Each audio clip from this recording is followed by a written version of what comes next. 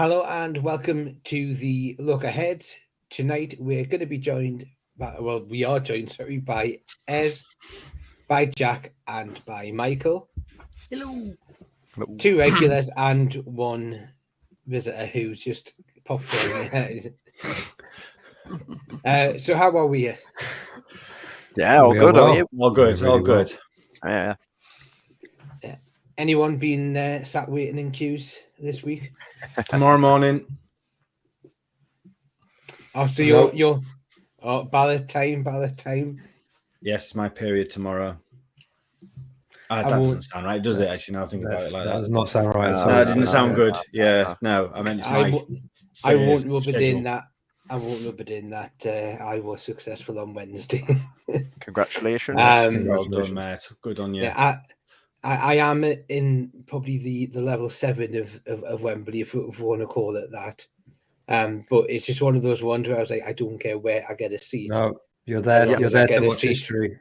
Yeah, exactly. But no, it is one of those things where I think this week's just been all the which obviously the third topic will be the game tomorrow that we'll be talking about, but that's sort of like just being sort of like swept aside because it's just like cup final. And to be honest, without Federson, Newcastle fans are going to get excited because it's the first time for probably some that they'll have actually witnessed Newcastle United in a cup final. Obviously, Joel's probably one of them. One of the podcast guys. Yeah, that'll be his first. Obviously, I was not sure. Don't want to show me age, but I was alive and I did watch both the Arsenal and Manchester United cup finals.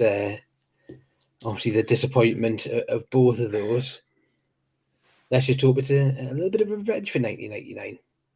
Yes, let's hope. Yeah, definitely. Exactly. But as Eddie Howe said, we've got games before the cup final, so it's those games that take precedent, and the cup final will wait until after that. What we're going to do for the first topic, because it was something that broke roughly around about the same time as obviously people were looking at getting the tickets, and it's obviously a brand new thing. Yeah, probably came out of the blue, I would say, for a lot of people, and that is this Strawberry Place, which was sold by Mike Ashley. Well, to the club, from the club to Mike Ashley at a very reduced price, but is now back in the club's hands. Now, obviously, if we're looking at that, you will notice there is one picture which isn't Newcastle. It is Man City, but that is their fan zone, and it was just because a lot of the stories are being that initially it is going to be probably going to be looking at a fan zone.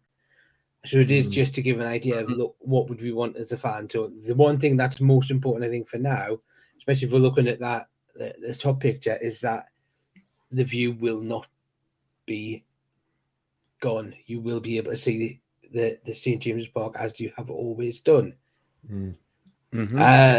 Let's go. Who do I choose first? We'll go with Jack first. Did this news come out of the blue for you? Yeah, I was surprised. I think it's been something they've talked about. When me and Dad was speaking back in October, said that we want to stay at St James's Park. We don't want to move, but it still felt like it was going to be a bit of a difficult one. Then obviously there was the mayor cut the funding for it. That was a couple of weeks ago, so maybe kind of thought something going on in the background here, and then it was just just came out of the blue in the week, and I think it made a lot of people's days, especially those ones who got tickets to Wembley on that same day as well. What a day to be a Newcastle fan for all them! But it's huge news for the club. Should never have been sold off in the first place. Absolute disgrace that it was, and for such a low price for such a prime part of land that Mike Ashley knew was essential for if we were ever going to expand St James's Park or turn it into a fan zone or whatever. So I think it's massive news. Look, I assume it will now allow us to expand St James's Park, and we can build on the Gallagher end, make it the same height as the Leazes and the Milburn stand. And then obviously the East stand looked a bit out of place, but we can't really do a lot about the East stand because obviously The terrace behind is a listed, they're all listed It buildings. could look a bit like Celtic Park in that Yes. sense, because that's got Yeah. like 'Cause that's 3 tiers and then the one little three one. big stands and then the little one. Yeah, so it's going to look a little bit like that. Yeah. The question that I'm actually going to put on there is, and I'll go to Ez on this one, does buying that land back mean that we will extend the Strawberry? Well, the Gallagher over See, I was going to say, I don't think so. I actually don't think so. So I think it's important they bought back the land, because in the short to medium term, we could be doing something with it, and they're going to turn it into a fan zone area. I think that's right that they do something like that. When you look at Arsenal, I think they bring in like something close to £1 million per match day. And a big part of that is the fans spending money outside the stadium or within the proximity of the stadium. So I think it's really smart that we're doing that, because we need to increase our match day revenue. But as you guys have said, it's still not ideal in terms of the expansion. Also, there's the question of where would we play once we start expanding the stadium. So I assume it's going to take a long time to do it. It's not going to happen over a preseason. And I still think that there's a possibility that they will look elsewhere in the very long term. We're talking 6, 7, 8 years out. So they're talking about a 20-year project. Depending on how much they expand the brand, and they're very brand focused, they might turn around and say, do you know what, we're gunning for 70, 80,000 seater stadiums here, and this is even with Strawberry Place, this will not suffice. Do you think increasing the capacity to that level would end up being a detriment to Newcastle? Yeah, I've heard different schools of thoughts on this, because it's like, could we fill a 75,000 seater stadium right now? Maybe not, actually. Like, maybe not. Maybe we'll go up to 65, but there's only a finite amount of people in the region who can afford to go. And we don't quite have the global pool yet as an Arsenal or Man United or a Liverpool. But that's my point, is once we get there, once we get to that, because that's where we're aiming to get to, then I don't even think a 65,000 seater stadium will be enough when you think about all the corporate seats and all of that type of stuff that will be involved. So I think, because thinking really long term, these people are really thinking strategically. I don't think they'd go to the effort of like expanding St James's Park by 5,000 or 6,000. I just don't see it as like viable. The amount of money you'd have to pour into it. It just wouldn't be worth it. Well, bearing in mind, if you look at, let's say, a 65,000 capacity stadium, that would make it the second largest stadium in the Premier League. Mm. So in that sense, you're looking at that, and that would be just behind, obviously, Old Trafford, which, 74 or something, isn't it? It is, but it's not. It's got no atmosphere. Well, that's a different. It's a tourist stadium. It's Well, I mean, my take. That's where my concern is a little bit. Is that you will end up to Anfield is quite similar as well. Yeah, I went and I'm like, where's this famous Anfield atmosphere? But we get that labelled at us. Yeah, I mean, that's. Oh yeah, no, but we actually have the famous, Newcastle atmosphere. Maybe not when we had previous owners and managers, but it is something that we do now. Obviously you then Back Member says also depends, I think, on how long the Saudis own their stake in the club, as I wonder, would they potentially sell up if they decide to reinvest elsewhere, or they have to do room. It's one of those things you never know. I think it's very, very unlikely that the Saudis will look to get rid of their stake anytime in the anytime even in the distance to far future. It's just not something I can see. When they invest, and I think that's it. And that's what Newcastle are. They are an investment. You can't turn around and say that this ownership has been a case of sports washing, because if anything, the ownership of Newcastle United has actually brought more focus on certain things than that. So there can be a positive in that sense. Michael, I'm going to ask you, obviously, there is talk of it becoming a fan zone in the very short term. Mm. What what would you envisage the fan zone looking like? Like, what do you think it will be? What do you think it'll have, or what should it have? I don't know. It's I haven't really given it a lot of thought. That pitchy pub of the City one, because I've not been to the Etihad, so I don't know. But you would hope it'd be undercover. Of being of a certain age and walking up the Gallagher to get in used to be fun in the rain, or snow, as anyone will tell you. So you would hope it'd be undercover.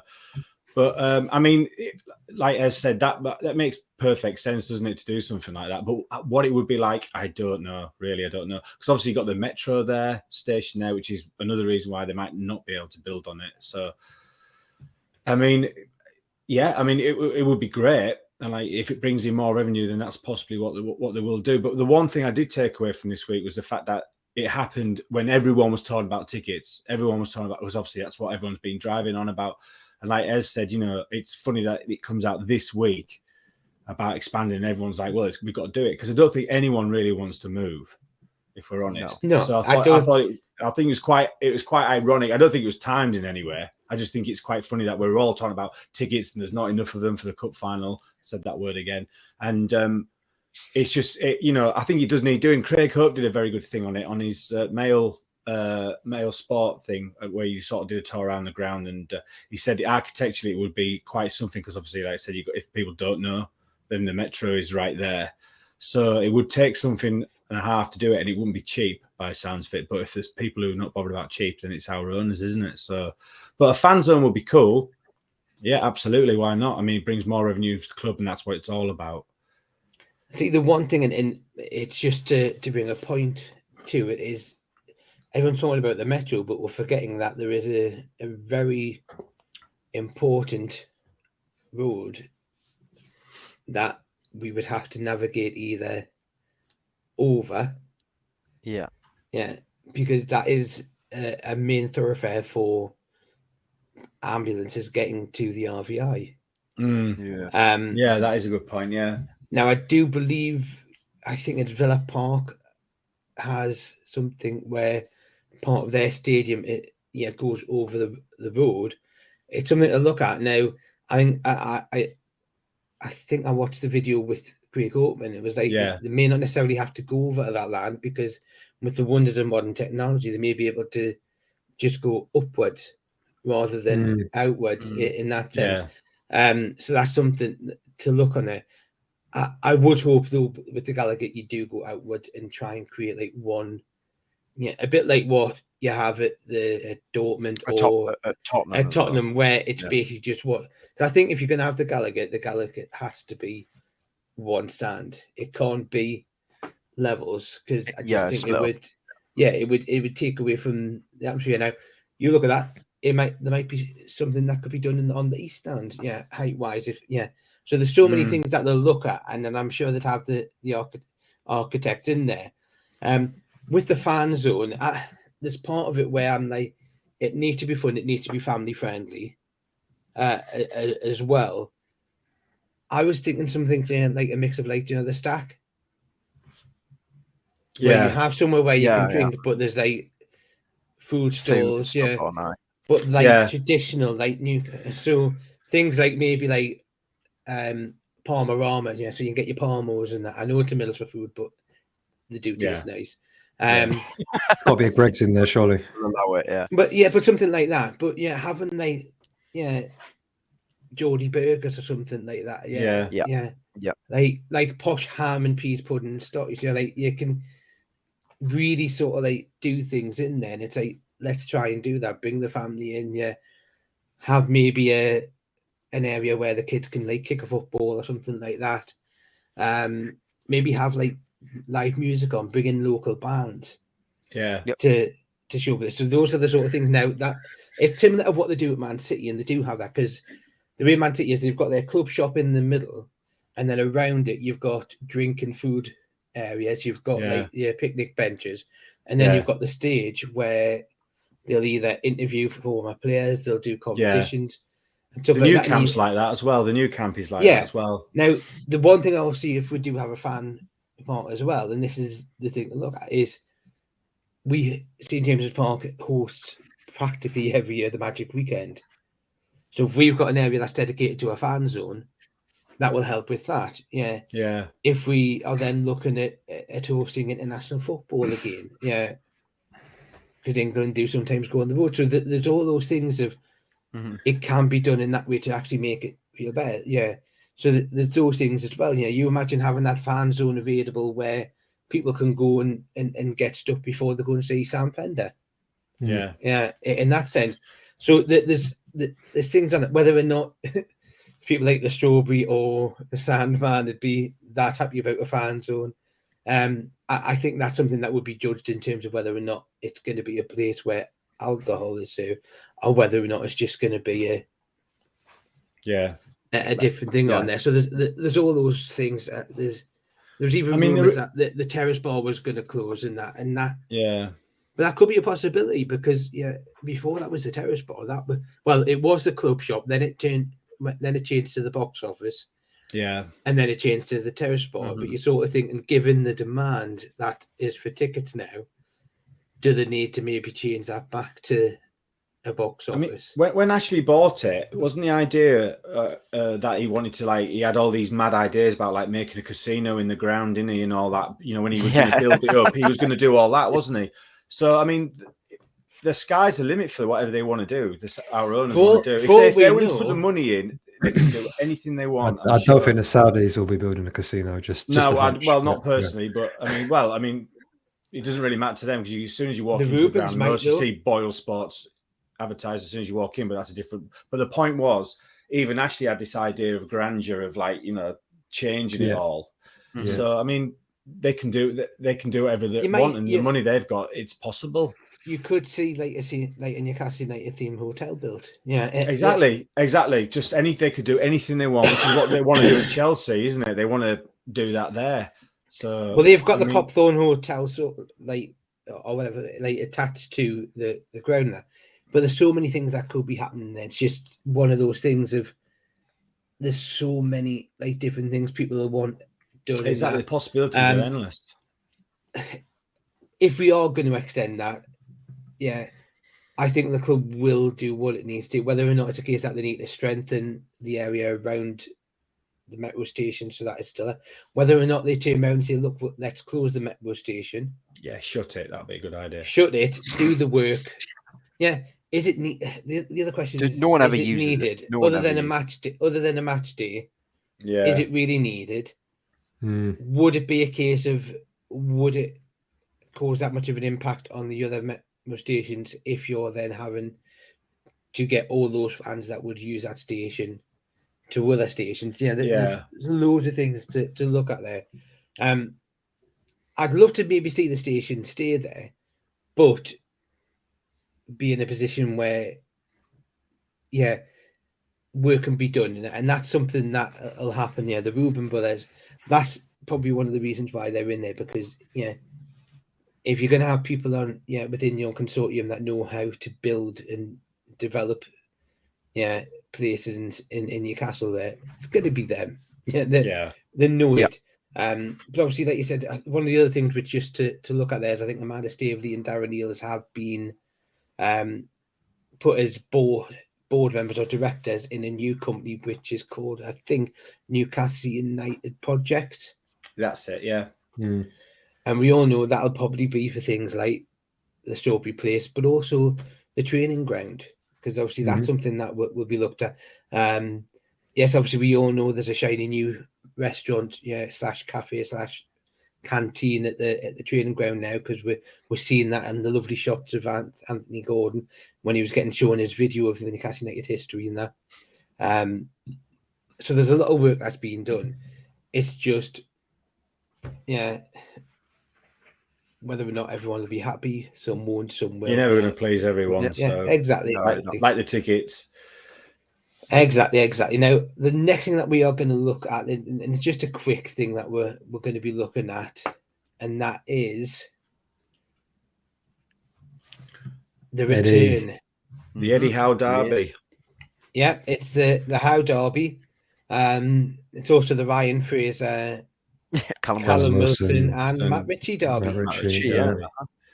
None of which might play. I think one of them will. Anyway, Matt Ritchie.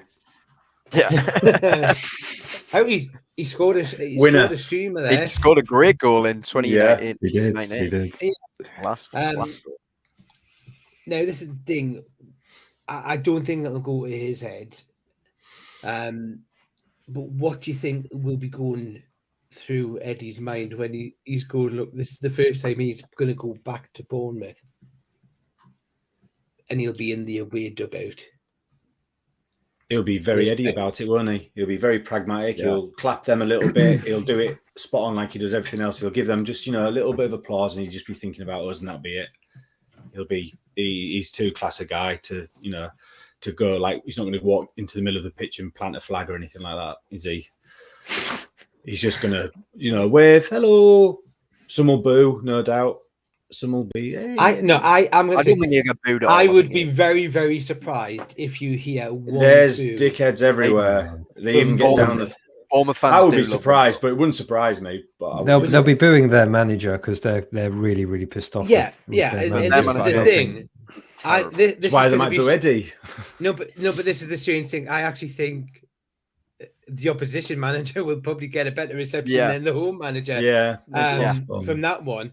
I like I said, and this is it's even when Eddie Howe was appointed, and you just read every single comment from Bournemouth fans, and they said you've got a good one here. I've never seen one comment. There wasn't a negative one. There was not one negative one. Obviously, we'd also spoke to Mark McAdam, who obviously he's Sky Sports presenter, but he's famously a Bournemouth fan. He's worked for Bournemouth, even worked for Eddie Howe as a scout at one point. And when I think we asked him, look, are you surprised with what Eddie Howe is doing up here? He said, no, I'm not. They knew fine well that they'd got one hell of a player. Sorry, when he was there as a player, but one hell of a manager and a coach. And I think you just look at that now. Again, his press conference today, you're just watching it, and like you don't get bored. No, I could watch him for hours, honestly. Yeah, exactly. Yeah, you look at that, and it's just his mindset. The other point, and just go back to Anthony Gordon, when the first thing that Eddie Howe asked wasn't discussions about how he wanted to play. It was, tell us about your personal life, your family, stuff like that. Yeah, and that's what he always wants to do. I think he gets the players to do like speech as well. It's all about getting to know each other. And he obviously also mentioned the Joe Linton gender reveal, which I thought was stunning. I'm like, whoever's organised that, done. I mean, if you can afford it, a bit over the top for me, but there we are. Just a little bit. It was, it was an ultrasound sat in a little room when, I know, but what someone said, the fact that Joe Linton has decided that that's what he wants as part of his memory of this is having the Newcastle United sign in the background, obviously the East Stand there, and to be on the St. James's Park pitch.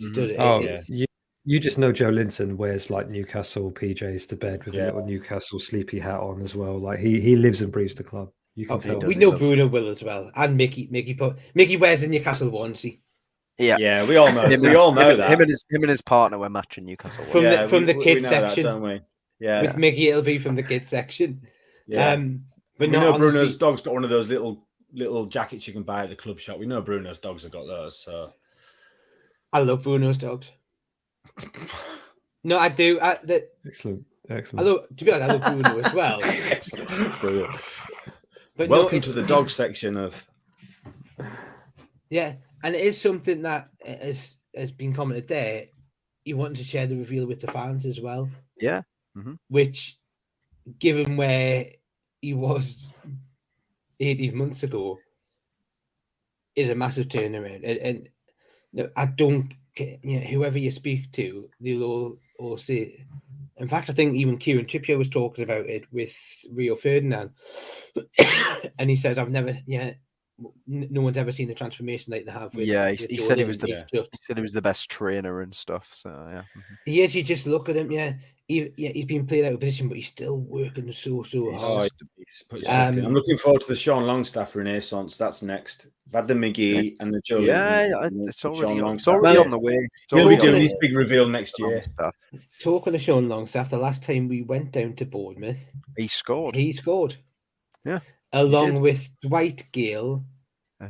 and Miggy. Miggy and Lazaro. Valentino Lazaro. Yeah.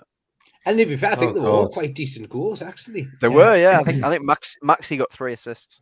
Yeah. He did. Yeah, that was Yeah, something that that's was right. asked That was- by Eddie Howe in the press conference. Would you be happy if you repeated that again?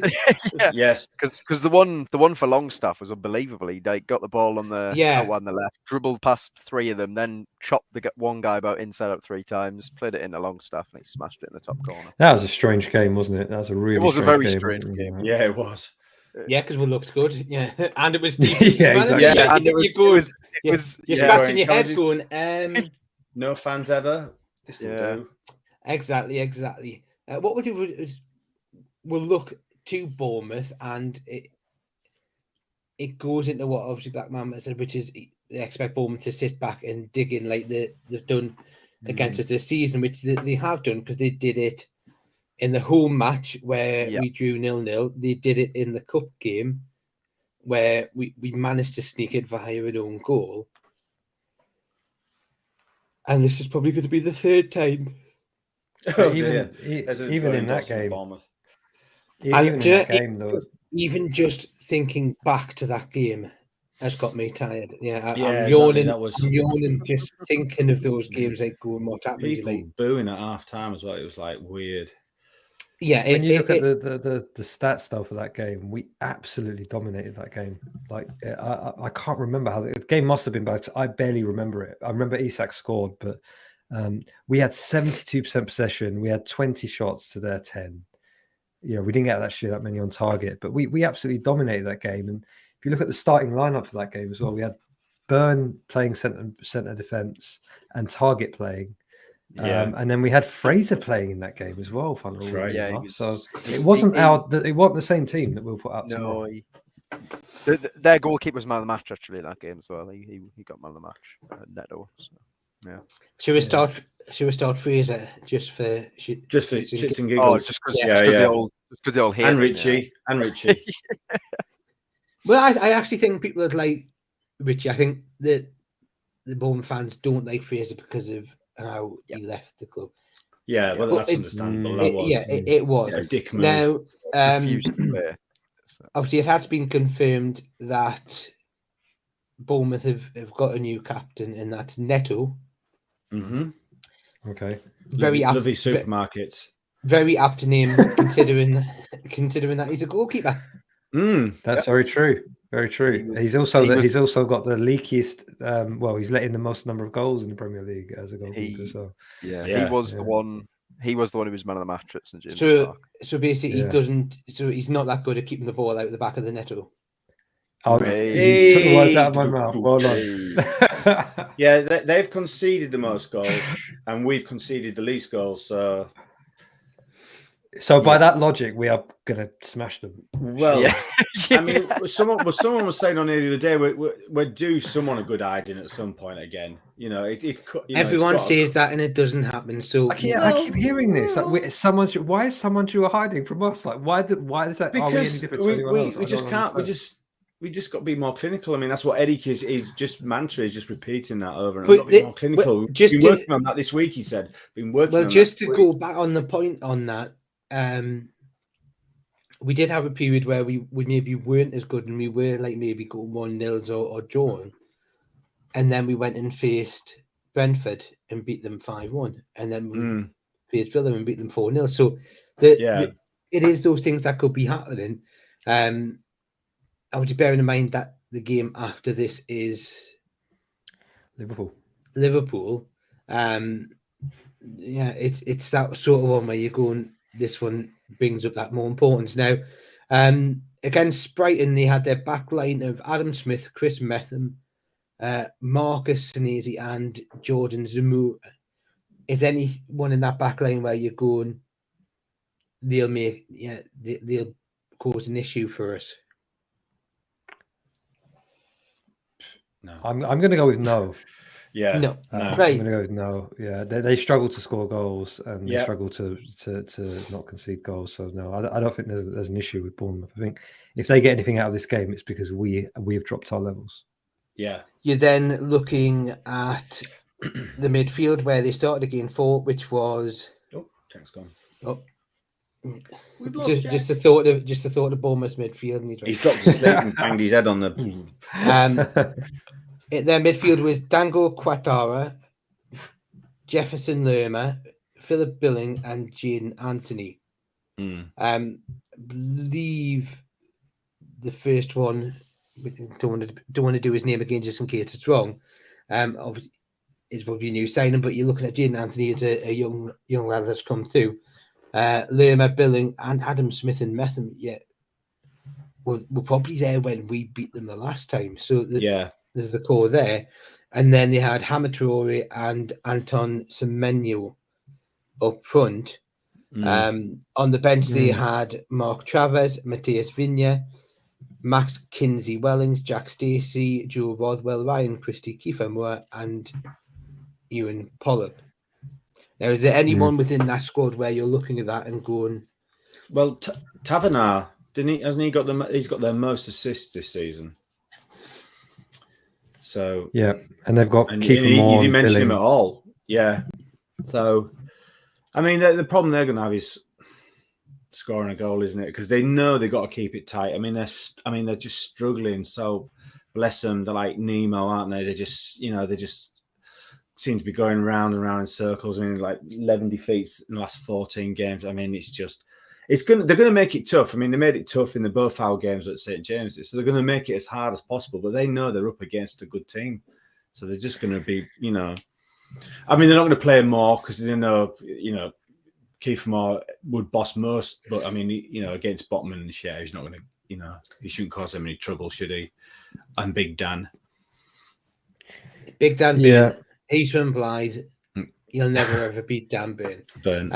Now, you've talked on that. And you talked about a good team. Are you expecting the back five to stay exactly the same? Yeah. Only if there isn't an injury. That again, not telling us about. We could just repeat this, couldn't we, every week? Are you expecting? Well, the back five. I'm not sure about the front, but yeah. Are you expecting a change in formation? Not formation, but definitely right. So if we're not expecting back five, by the way, if we keep Dan Burn at left back and we play St. Maximin, we will very likely get the same result we got in the last game, which is that he will be isolated. There'll be 3 players on him, and we're all going to get frustrated with him. So, whilst I don't think Dan Burn will leave the team, the starting 11, I don't know, Jamal Lewis maybe just get someone in to help Maxi. We don't need Dan Burn at left back. But no, I'm gonna defend Dan Burn because Dan Burn was getting forward. The reason why Maxi looked as if he wasn't getting any help was because of the decisions our team made. I'm going to be honest, I thought Maxi was very, very poor against West Ham, and I was critical of the decisions that he was making. Every ball into the box, he didn't look up, so he didn't look up to see where players were to then, right, that's where I'm going to pass.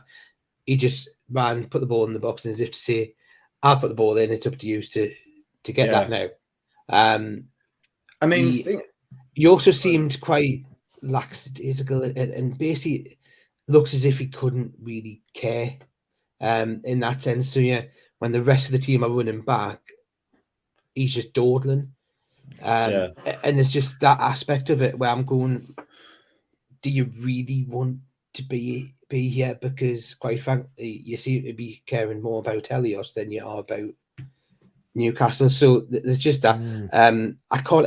I don't expect him to be job. So realistically, given the fact that Bruno's injured, we're going to have the midfield of Joe Willock, Sean Longstaff, and Joe Linton. Yeah, that isn't going to change. You're going to have Miggy on the right. You're going to have Callum Wilson starting. And I think you're going to have ASM starting as well. Because I don't think Eddie Howe will drop him. I think if he maybe has another poor game, then you might see Anthony Gordon come in against Liverpool Well, he said, didn't he? Eddie said today that Maxi's got a window of games here.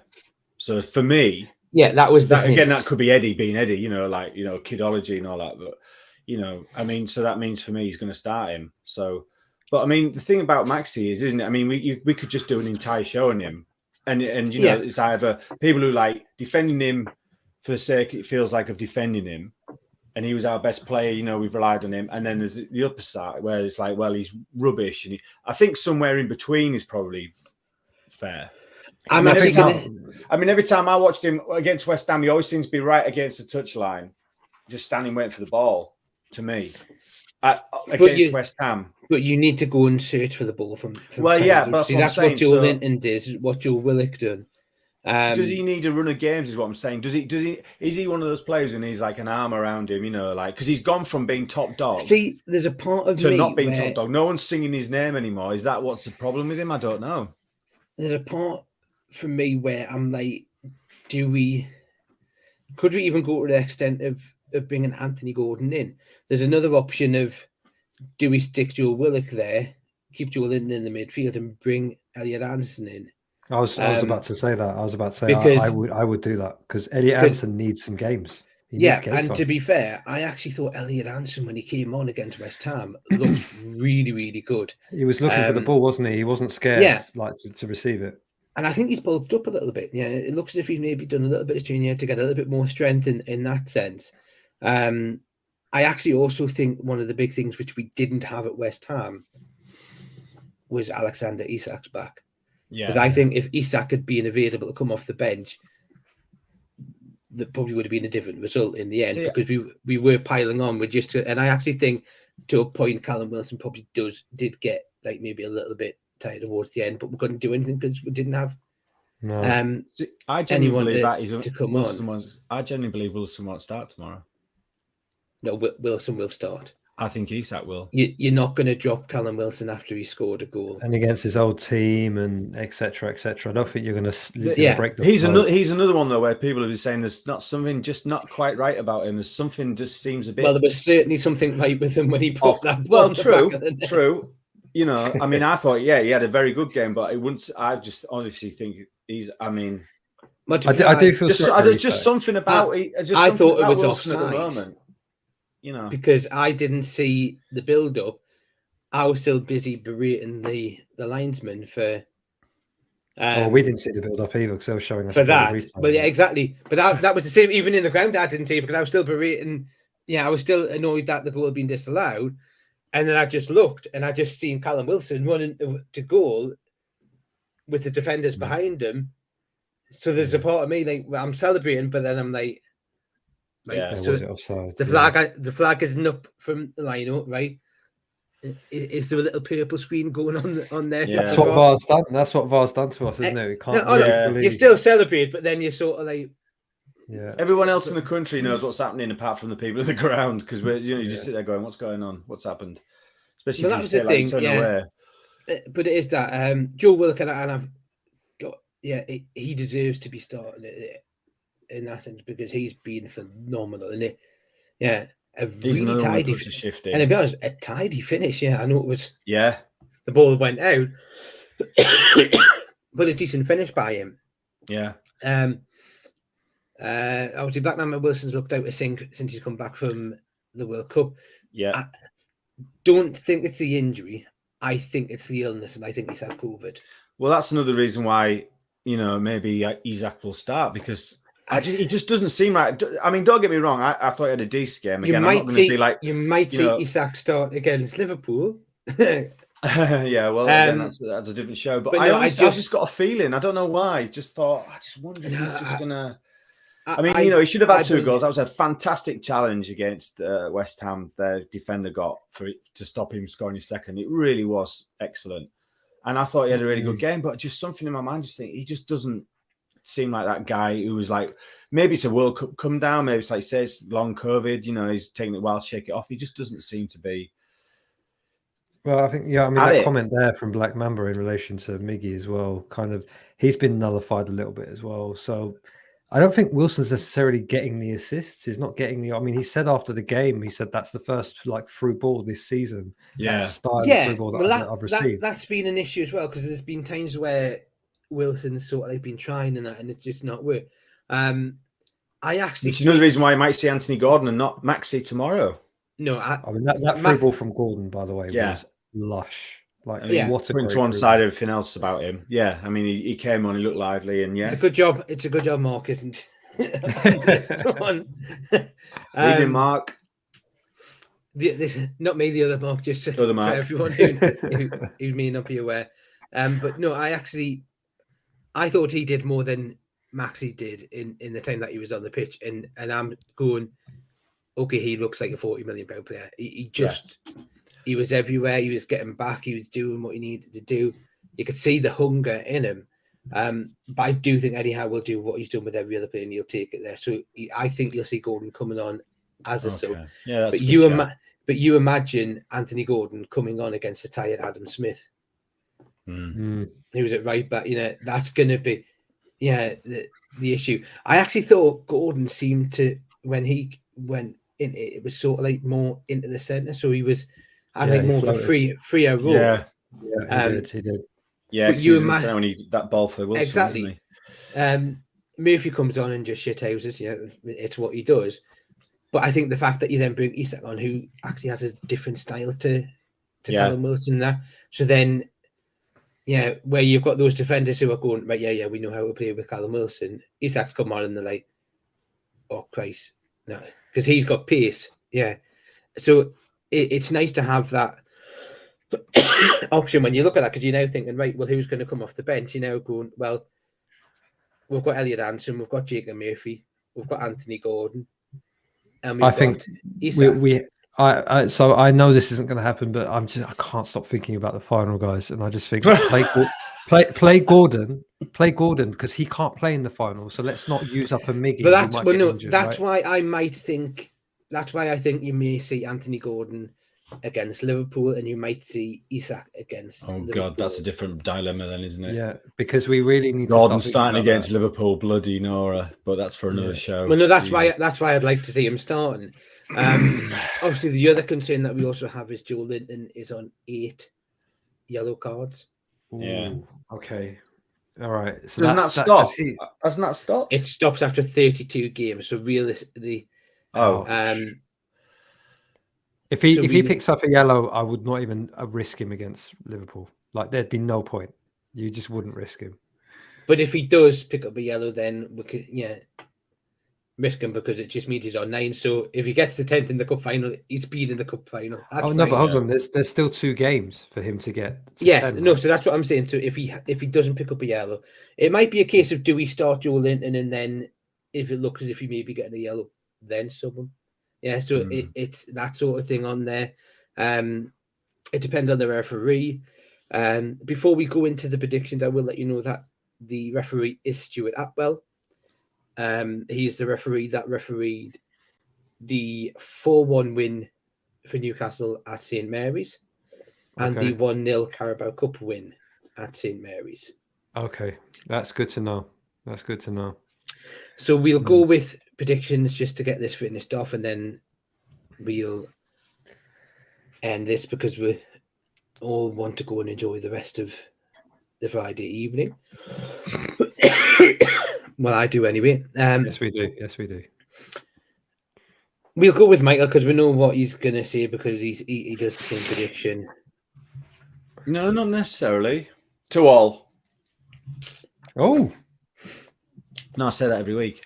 Yeah, he does. I know, that was a sarcastic. Until we lose, or 2-2. 2-2. Excellent. I'm going to go for a really. Oh, sorry, go on. No, I was just going to say Andrew Ed. Oh, okay. I'm just going to say it's going to be a really, really, really tight slogfest of a game, which is going to end 3-0 to Newcastle. Wasn't expecting that. Just obviously to point out, in terms of the Joe Linton yellow, the yellow that he picked up in the West Ham game was because he dived. Yes. Yeah, I know. And it's not pleasant. I still haven't seen that highlight. So it was a terrible. It wasn't. There was no. It was one of them embarrassing. It was ones where embarrassing. there was it was air embarrassing. between him and the other player. Yeah, it was just like no. I understand that he tried to win a penalty. I don't mind that he tried to win a penalty, but not by. But doing it in a more crafty way, where you feel the contact and you go down, rather than going down before you feel the contact. It was embarrassing. I do think, though, given the way that game was, and the way that the referee wasn't dishing out yellow cards to West Ham players, in reality, that was a yellow. That was a yellow all day. Yeah, long. I mean that two wrongs don't make a right for me. That should have been a yellow. Yeah, debatable. How is it debatable? He might get tripped. Yeah, he didn't. That must be a blade of grass he fell over then. Because I tell you what, so but it might must be made of concrete. It might have been the. It might have been the fairest. Look, there's no debating it. It was like, please don't do that again. Yeah, simple as that. So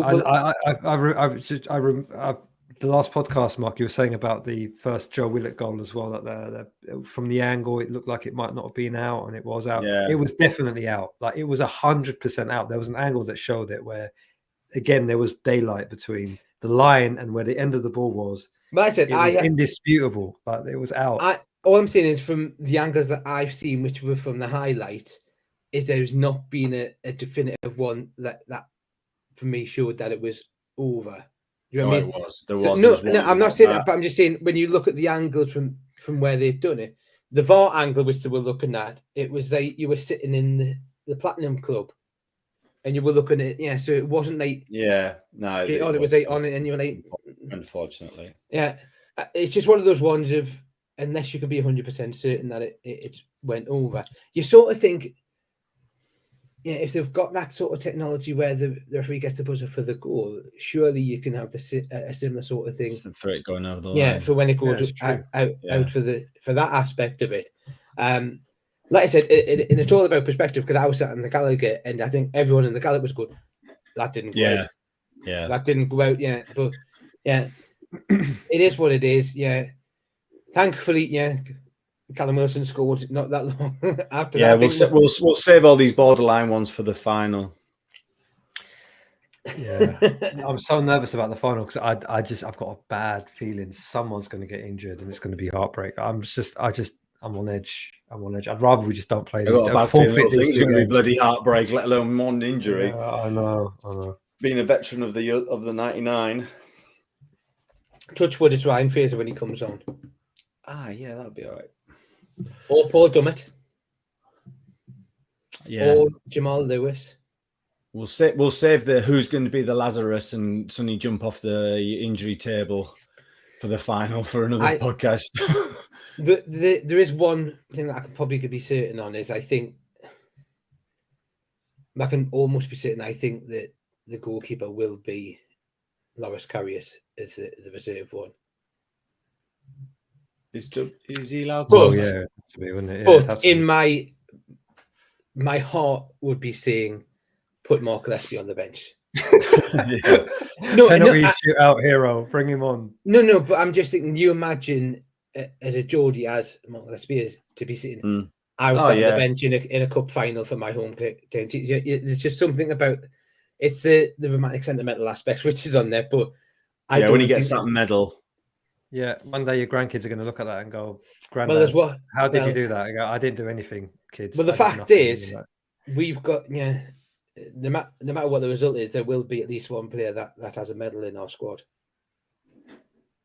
Who's that? Dubravka. Does he get one even? Oh yeah. So he can't play then. Have I got that right? No, he's cup tied. So if Man U win, he gets a medal. Would he actually get up and get the medal? Do you reckon? Do a John Terry and put a Man United shirt on? Would he go up with a trophy and stuff? How long are we going? Not that we're going to lose, obviously. But then you're sort of thinking, how harsh is it going to be when all of us, let's say you guys are going up in that, and Dubravka just like sat there. Yeah. Congratulations. Yeah, Congratulations. Yeah, nice medal. And fuck off. we are talking about the final, which is Yeah, sorry, that's my fault. That's no, my fault. it can't be avoided. If we can't get carried away with one thing this season, if we can't all just then we might as well forget. Look, it's one of those. It's one of those things of we're there at Wembley. Result is not what. Well, some of us are. Well, no, thanks the for result pointing isn't that out again. But you might still be. You don't know yet. Yeah, the ballot hasn't been done yet for you. You'll know on the 14th. Nice Valentine's. Yeah, surprise for you if you do that. It'll be Newcastle going. I would sell myself for Valentine's Day if anyone is interested for a ticket. I know I'm probably not much of a bargain, but I am just saying. Well, if you're selling yourself for a ticket, you'd probably end up at Accrington Stanley. A ticket for the underground, my luck. So what we'll do is we'll end it there. Thank you for watching and have a good weekend.